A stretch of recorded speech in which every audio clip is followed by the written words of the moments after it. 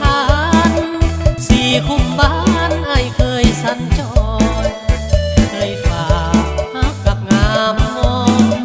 สีตังอ่อนสาวดอนตะลาที่คุ้มคำเตยไอ้เคยผูกพันมือบุญกฐินคืนนั้นไอ้ไปสู่น้องเที่ยวงานวัด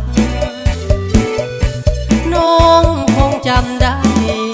คำในใจที่น้องผูกมัด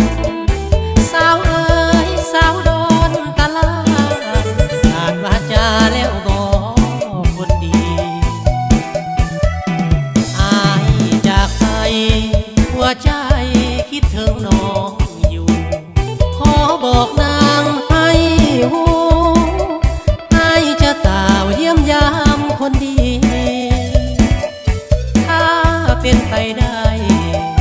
อย่าสู้ขอไว้ก่อน1 ปีสาวดอนตลาดใจดี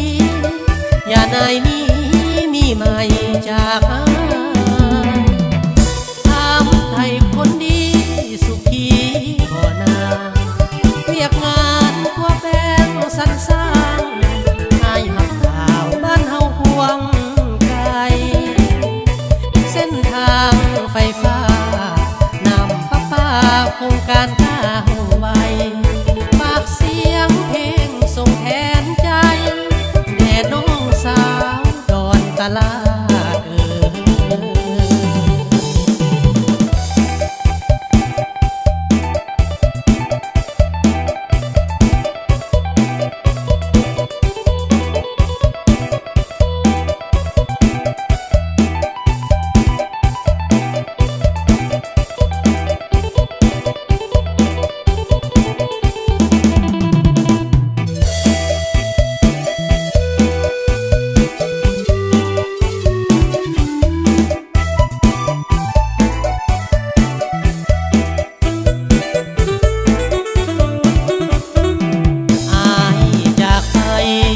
หัวใจคิดถึงน้องอยู่ขอบอกนาง